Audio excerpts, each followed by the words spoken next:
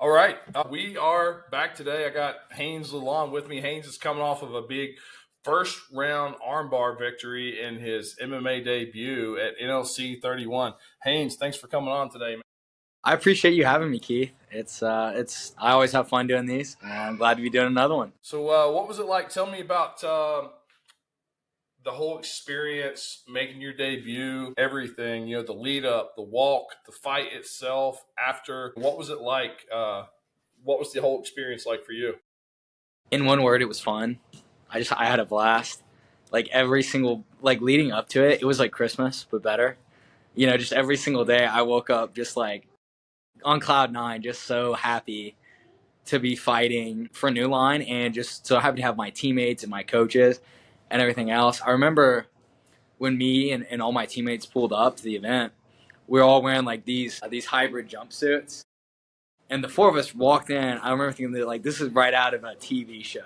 Like me and four of my friends just pulled up to go and beat the shit out of some people and then leave. And I was like, this is always whenever I hung out with my friends, this is always what I recommended we go do. And they never wanted to. But now I got a group of friends and it's pretty much all we do. So it was just like a dream come true, really. It It's so reminds much me of the fun. Gracie family in the early UFCs where they all had Yeah. the matching tracksuits. That was part of it was Peyton's idea, and he part of his inspiration was the Gracies, and then that Yeah. dodgeball scene where they all come out in the movie Dodgeball, like doing the dance in the suits. So we were all joking about that before the fight. But it's just there's nothing like it. There's nothing like just being a part of a team of just badass people. It's great. Like I get the appeal of the army or like even just football teams or like at the highest level like Navy SEALs or whatever. I totally get why somebody would choose to do that with their life. Just being a part of a really good, wholesome, badass team. That's definitely the most fun. Yeah, it's fun, man. I've done that before. I remember my friends and I piling up in like four vehicles and driving over to Hazard, Kentucky, and going 12-0 on a card. So that was really cool and good experiences. You'll never forget it, man. Never forget it. So yeah, so you had several teammates. I believe I'm thinking everybody won from your team. Yeah, yeah. There was every person won by finish, and we had one person who won in the second round, Jared, by TKO, and he would have won in the first round. Arguably, it could have been stopped in the first round, but he definitely would have Yeah, won if there wasn't headgear on. So it's yeah. it's hard to see. It's hard to finish in kickboxing. Everybody knows that. He still got it done in the early second round. Other than that, it was all first round finishes. The Peyton with headgear the can be tricky. yeah, Sometimes people who don't train in headgear, they end up getting knocked out easier. I feel like there's more concussions because they get now you have some blind spots and you don't know, like the guys who don't know how to keep their eyes up and they come in with their heads down. Now you don't see stuff coming, the hooks, the uppercuts. yep. And I think it just keeps you around longer. I think Yeah, problem with boxing is you get knocked out and you all right, standing back up. That's yeah, crazy. yeah. Luckily, I think I like that your promotion. I think does a good job of that. Of especially if you're an amateur, like if you just got dropped two or three times, you don't need a third, fourth, and a fifth concussion to get your Yeah. first amateur Well, loss. Get the out of thing there is with your that's brain intact. That's not really us. That's the referees. They're trained by the state, and Oh, really? they Cool. do a pretty good job. Yeah, we have some good officials here. Matt Jones, I believe he was on the bald guy. He's one of the best referees I've seen at the lower level of MMA. He's on his way up. I think he'll get into UFC. He's judged at UFC before. I think he'll get a chance to ref there I noticed eventually. that checks Yeah, out. I noticed that the ref was really good. I didn't expect it. yeah, I was like, these yeah, refs are gonna be horrible. But then I was like, yeah. he's doing better than some of the guys I've seen on TV. I know that. Yeah, he does a good job. He has a ton of experience. He's been reffing my events since our very first one in West Virginia back in 2019. He does a really good job. We've had some bad ones. We've had a lot of good ones, but we've had a few bad ones too. The judging can be very inconsistent at this level. But I mean, the thing is, you have amateur fighters. You also have amateur referees, amateur judges. These Yep. guys are these guys are getting their feet wet, getting their experience too, just like the fighters are. So I mean, you're not going to see Mark Goddard and Big John and all these guys on an amateur show.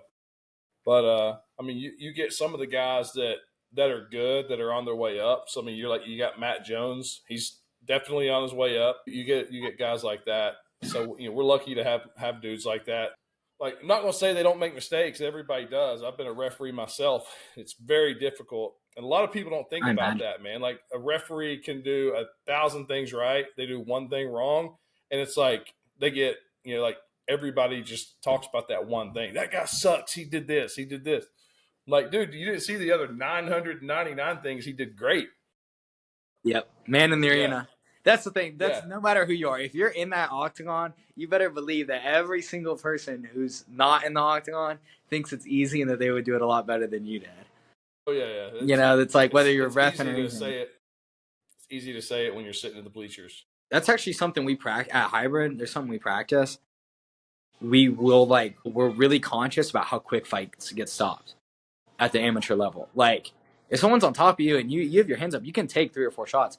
They don't let you take those at amateur, which I agree with. Yeah. I'm a fan of it. There's no Right. reason for these guys to get KO'd. Yeah. I'll say differently when I'm about to fight, but right now, Yeah. I don't want to see everybody getting brain damage left and right. So I'm a fan of it, but we do drills specifically like don't cover up, because Yeah. you sit there and even if you're just like against the cage and you're going like this, that's not a good look at this level, Yeah. You can't do what Izzy did against Sean Strickland. I'm good. That's not gonna work at this level.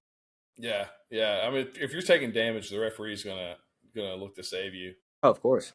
You get a referee you might catch a referee, it's his first time in there, and he may panic and just jump in and stop the fight. Or he may overthink it, and you'll be out cold, getting your head bounced off the canvas. And yes. So you never know. That's why when I'm going into the octagon, I am prepared for it to be a life or death fight. When I go in there, I just see it as like I have to kill them, and if I don't, then he's gonna kill me. And then some people might argue, be like, "Oh, there's a ref, he's gonna stop it." Okay, how about I choke you unconscious, and I'm gonna try to punch you in the face after, and this guy he might not even get paid. He's doing it because he likes it. We'll have that guy. They get paid. Somebody It's with a not PhD do that. That's crazy. They get paid. It's like enough to cover their gas money and food and a couple bucks left over. And that's about. They don't make much. But yeah, they're there because they enjoy it, just like me and just like everybody else. Yeah, really. Yeah. Like the fighters now, you're doing it because you want to. I mean, some of the guys, they want to go to UFC. They want to be a world champion. Some guys want to do it for fun. Say you did it, you're a fan, you want to do a few fights. These referees, some of them, same thing. Some of the refs are fans. I know a few of the refs that literally do it because it's fun. And then some of them, they want to do it for a career, but you have to start somewhere and work your way up. Yeah, absolutely. Yeah. So there was another thing I wanted to mention. So your opponent, Daniel, after the fight, joined your gym. Hell yeah. So coolest thing ever. Like you fought him on Saturday. I believe he was in there training on Monday. What's that? He was. I would say it wasn't any different than anyone else coming into hybrid, except for the fact that I already respected him. I already had respect for him as soon as he walked through the door. So normally somebody walks in, I'm gonna be super nice, encourage them, hype them up, try to get them to become a good teammate because that's how you get better. But I already knew I didn't have to do that. I already knew that he was on it, and he's been in here almost every day since. He's a really good athlete. He's a very, very good athlete. I almost hate that I fought him because he's a guy who would have won his first 4 fights. He would have won his first 4 fights training he was training out of some like weightlifting gym that had some mats set up. It was not a good gym. There's a lot of places like that in these smaller towns, and there's like not enough MMA guys to pay the bills. Yeah. Where I came from, I trained in my garage, and there were a few other people would just kind of do their own thing. Like there were a lot of people. They found out when I had my first MMA fight scheduled, they were trying to talk me out of it. Dude, you're going to get killed because I was coming into this gym. They had the gym I was going to was just a fitness center. They bought some heavy bags. They bought some wrestling mats, and because there were some of us training, and they were like, "Well, you don't have a coach. You're just in." I would show up before I went to work, go in there, hit the punching bag, lift weights, run on the treadmill, and then I remember talking to them, asking them to sponsor me. They ended up giving me a T-shirt. Like, so I wore their T-shirt on my walkout, and then I put it on after the fight. Like, that was the sponsorship thing. They were trying to talk me out of fighting, and then I went and won. So I mean, you get guys that come from that and they're good, but they there's a lot of things you don't know. Like me, I didn't know a lot. Like I was a fan, so I picked up stuff really. I was like a sponge. I would see it, I would Yeah. try to do it, but I didn't always do it right. And Daniel and his brother Matt, I believe they're the same way. I saw a video of them sparring before you fought them, and I knew that. Yeah, he wrestled maybe a season or two in high Yeah. school. But like as far as striking, he had zero training. His Just striking sparring with was his brother. his best thing. His Yeah, striking yeah, was, and you should see him now. You should see these guys now. The yeah. rounds that I had with Daniel when he, like, I know this is recent. This is literally like the rounds I had with him after our fight. It was I mean, he's a good athlete. I have to keep staying on my toes. But I wasn't dying after a round. Now when I get rounds with Daniel, it doesn't look the way He's we looked learning. when we fought. I'm He's not gonna learning, talk man. about gym wars or who's winning or whatever, but it doesn't look the way when we fought. So Yeah, he's I'm improved a lot. glad, man. I was talking to him. He was telling me he wanted to find a good gym, and he's at Mount Sterling. So I was like, yeah, you're probably. I mean, I'm not really good with Kentucky geography yet, but I was thinking he was kind of in the middle of Moorhead and Lexington. So I told him some gyms at both places. So yeah, he really liked the idea of hybrid, but he was about to fight you. So he's like, well, I better, I was like, yeah, you better wait till after you fight Yeah, him until you instead of showing up Wednesday and training with him for 3 days and then fighting him on Saturday. yeah. I don't think Wouldn't be Coach good. Sean would have liked that. Uh, Yeah, dude, him and yeah, his to keep brother, they're y'all good on opposite. athletes. They're good Yeah, so, athletes. so it's good. It's good that they're both down there. See, so yeah, so after your fight, you made a little call out, and you told me ahead of time you were going to do that. Dude, there was a lot of stuff happening. Yeah, your first opponent pulled out, and then you had a replacement. You'd already told me before that. Like, hey, after I win this fight, I'm calling out Eathan Baker. I'm like, okay, cool. And opponent pulls out. Daniel jumps in. Appreciate that. Like heck of a guy to take a fight on a week notice. Yeah, I And mean, I'd rather fight Harley blindfolded than fight Daniel again. And I had people who were like, "Oh, well, he didn't train at a great gym." It's like, yeah, most people don't. Just because he yeah, didn't pay to get bad advice doesn't change crap. Like, yeah, he was probably better off using his instincts in that gym with his brother than joining some jujitsu gym and trying to go in there and not having been hit in the face. I'll tell you what, Daniel had been punched in the face a lot by his brother Matthew and other people. I'd rather fight someone who's trained and not prepared mentally than someone who's athletic and mentally prepared. Like, it's what yeah, you're afraid of. That's why everybody's afraid of these wrestlers. They're not afraid of wrestling. They're not afraid of grappling. They're afraid of athletes who are mentally prepared for competition.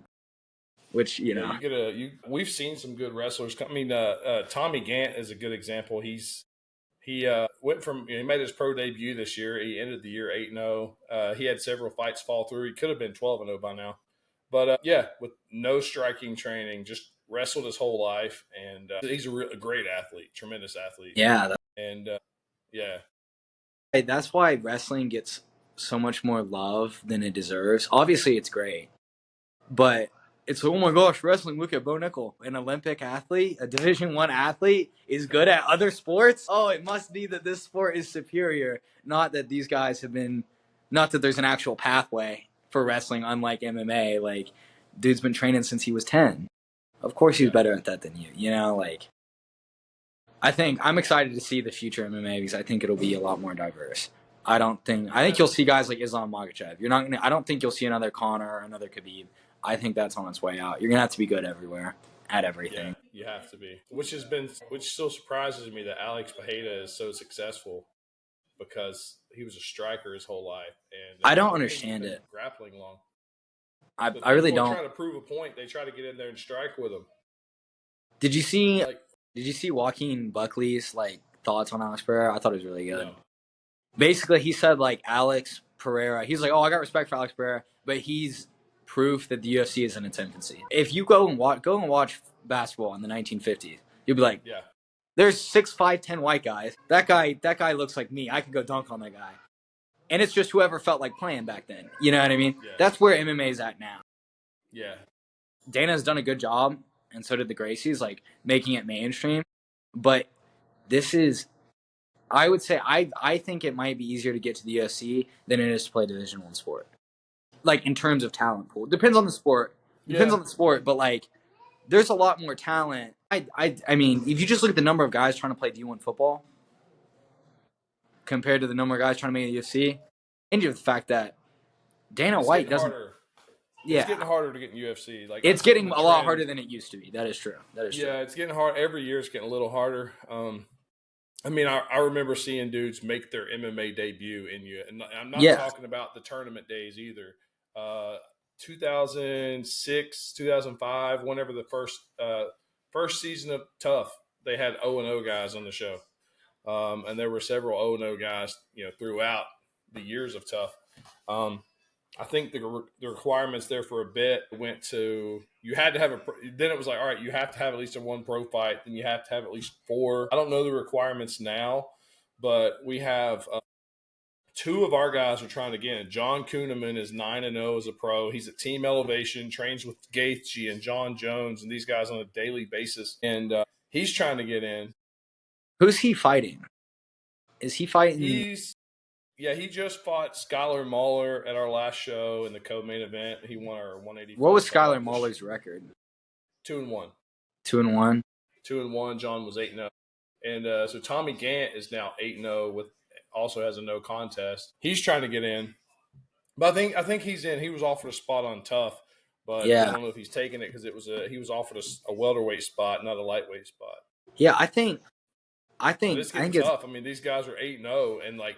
They're trying. They want to be there, but they're like, all right, you need 10 wins, you need 12 wins. So it's getting. I think Quinman's good. He just needs to. I think he's really good. I think he needs to show off against opponents who are on his level. I think he's really good, but I think. Yeah. I mean, I haven't seen all of his fights, but I watched a couple, and I was like, this guy's high level, and that other guy shouldn't be in there with him. So. At the amateur level, guys will take risky fights because your record doesn't matter because it restarts when you're pro. That makes sense. But at the pro level, you get two 8-0 guys. You offer them say $1,000 fight on a small card, and they're probably not going to take it because it's a big Why would risk. they? Right? It's a big risk to their record.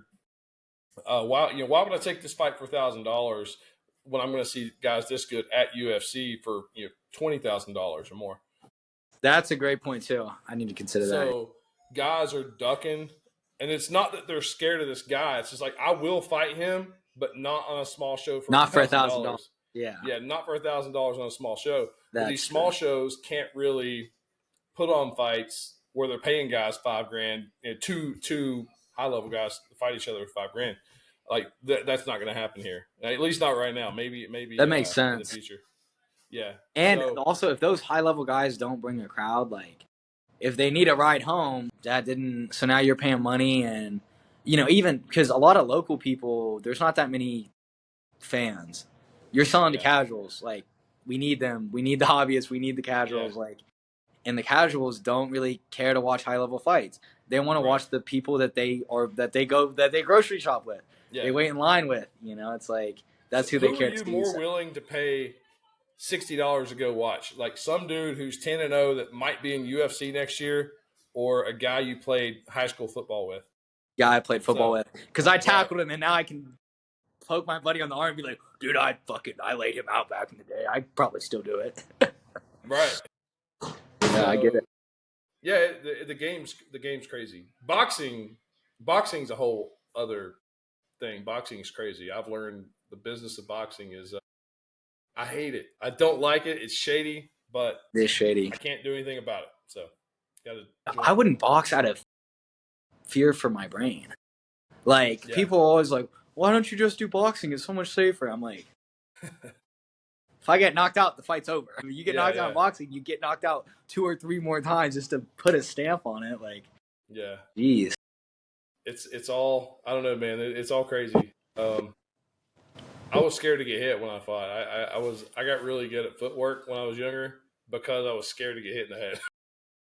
That's good advice. That's good. That's a good way to do it. So so I'm gonna go back here.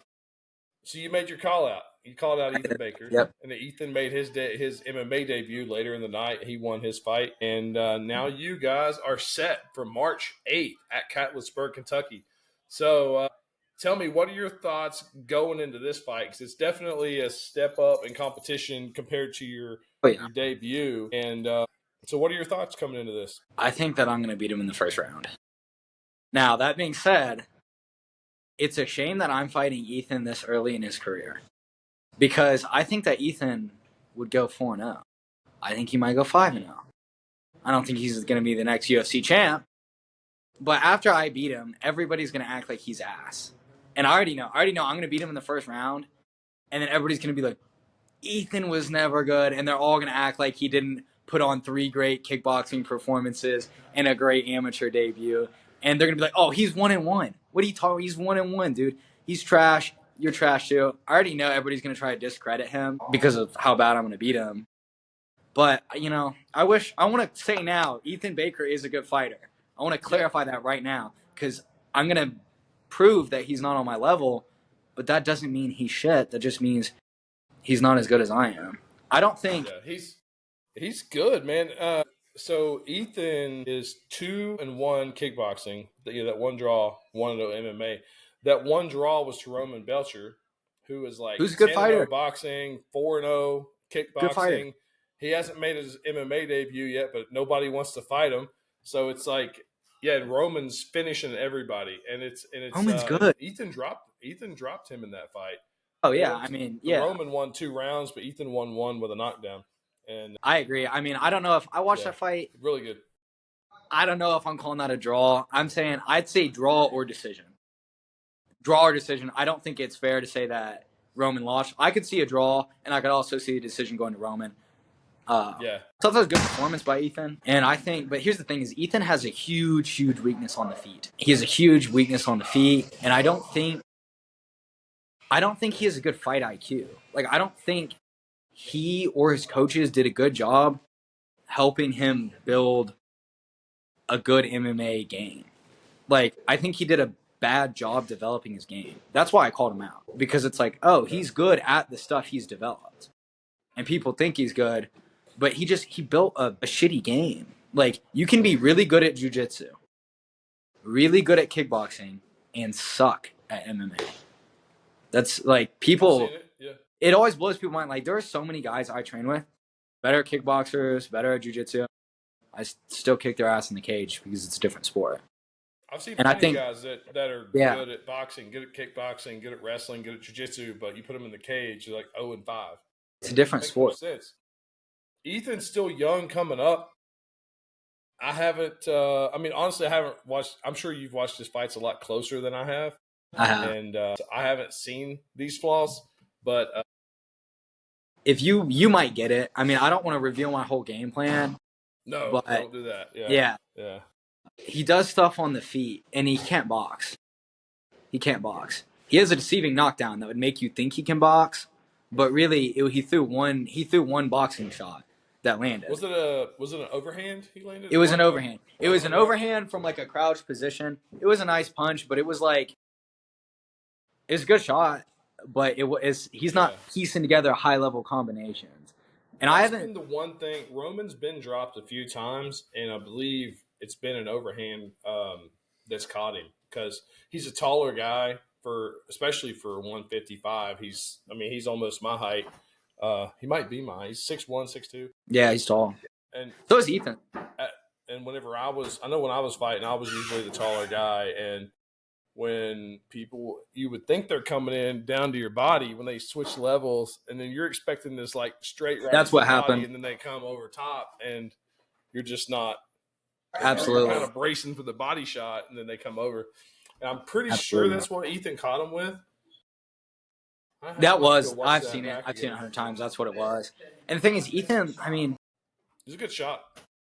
Eathan needs better coaches. Or at least either that or he needs to do a better job. Don't learn shit that's not going to help you win an MMA fight. I know a bunch about his jiu-jitsu game. I'm well connected in the jiu-jitsu world and the tournaments and stuff. So I have film on him that he doesn't even know is out there.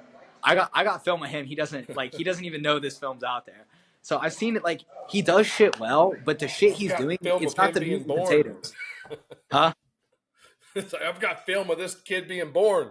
I do have a lot of film on him. I've got his And I first watched birthday it tape on DVD. Yeah, make a DVD of it, sell it.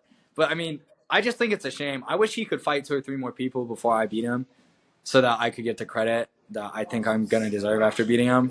That's what that's what I thought when we were talking about that. I was thinking, we're coming back to Lexington in a few months. We're gonna run it. But on the mic, you said we're running this in March. I know. I Oh, shouldn't have God. said that. I shouldn't have said that. And now Like, I'm trying you to and get me, people March 8th. excited, and they're like, "Where Yeah. is it?" And I'm like, "Cattlesburg, Kentucky." Not here. It's not far. It's like an hour and a half away. It's not far, but I'm it's busting them in. inconvenient, That's right? my plan. I'm gonna try to get Bust a them bust in. too. Yeah, I think that'd be I think your fight's going to have a lot of hype, and it's going to bring some people from Lexington over there, and it's going to be a good card. I think they'll still enjoy it, and there's going to be more hybrid guys. There's going to be more reaction guys. They're going to know people, and then we'll be back here in May. So I would love, hopefully we can build a good fan base and just keep doing more and more and more shows. I would love to do like 6 shows a year here in Lexington or more. Yeah, let's do it. If I could start doing some amateur boxing. It'd be pretty sick if I could do 12 shows a year in Lexington, just never leave the city, just do everything here. That would be cool. 6 boxing events, 6 MMA events, just never leave Lexington. It'd be nice. But I will say I am feeling more pressure for this fight than normal, because I showed my dad Eathan Baker's picture, and he pointed out that he was wearing eyeliner in the photograph, which I thought was weird. So, but the problem is now my whole extended family, they just know him as the eyeliner guy. So now it's like I can't lose to the fucking eyeliner guy. So I got my teammates messing with me. I'm in the playpen here. I'll give you just give old Peyton children and everything running around. Yeah, Coach Peyton Hughes, just give him a swift kick to the balls. Yeah, they might need it. All right. Well, I believe that's all I've got, man. All right. What have I forgot? What else did you have? I don't know. I might talk a little more shit here. I think I'm excited to expose, like, your casual fan's not gonna like realize how I'm gonna beat him, but I'm excited to do it so like quickly and easily that people are gonna be like, oh, what the, and that's why he's gonna look so bad. I'm gonna embarrass him, and he's gonna look so bad, but he's really not a bad fighter. It's just it's gonna look like that, but he it is what it is. It's gonna be a tough fight. 2 guys 1-0 early in their amateur careers, stepping in there together. Guys that could have potentially met at both of you 5-0 for a title down the road. Yeah. But you're meeting 1-0 on your way up. That's what you do when you're here. It's it's gonna be a tough fight, but we see it in the local scene. You do see a lot of rematches before guys move up. Unfortunately, like I don't think he'll want a rematch. Has fought the entire Category 5 team like twice. Really? That's funny. He's just like rotating through their whole roster. I don't think Eathan is gonna want a rematch after our fight. Like I almost want to tell Eathan, like, hey, you need to start developing this part of your game. Like I'm almost tempted to be like, fucking work on this shit that you suck at. But that would help him too much. It's gonna be another first round finish. Just routine. Just right out of the playbook. Like I have a whole. That's what my teammates said about my last fight. They're like right out of the playbook. He said you ripped that. You have like a message for Eathan going into this fight. We're just over 2 months away. We're what, like 9 weeks out? I'd say that Eathan, you have a low fight IQ. I think you're a decent athlete, but I think you have a horrible fight IQ. I think you have bad coaches, and that's why I'm going to win in the first round. And what do you have to say to all the fans that are kind of on the fence whether they should make this drive or not? Well, if you like shit talking and you like violent KOs and finish it, then it might be worth your time. And if you don't like that stuff, but you just want to support me because we're friends or I painted your house, come out too, Cover your eyes. My mom watches, and if she doesn't, so can you. Yep. Cover your eyes, put a little eyeliner on. Let's go. Let's do it. All right. Well, Haynes, thanks for coming on, man. Looking forward to this match. Today is the 28th. So if anybody hasn't watched the fights yet, they're on YouTube now under the early access level on our YouTube page. But on the 3rd, it's going to be live for free. So we're like 5 days away, I believe, 5 or 6 days away. Oh, Yeah, could you next Friday. So could next you make Friday, 8:30 a.m. The fights for this recent events start dropping. One every 30 minutes. And fight 8:30 a.m. fight 1, 9 a.m. fight 2, and so on. So your fight is going to come out around like 12:30 or so next Friday, and cool? share it. Everybody get on there, check it out. Check out his debut.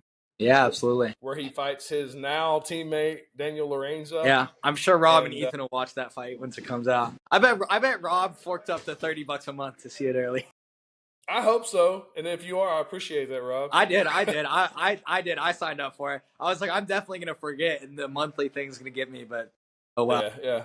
Man, I wish YouTube would let me just do a one-time charge, but the only option I have for running videos, for paid videos, is the membership. They do have a ticketed event thing on there, but that's only for the big channels. So we'll get there, but I need more subscribers. So people, subscribe to our channel. Haynes, get all your people to subscribe. I don't know the exact number. We're closing in on 5,000 on YouTube.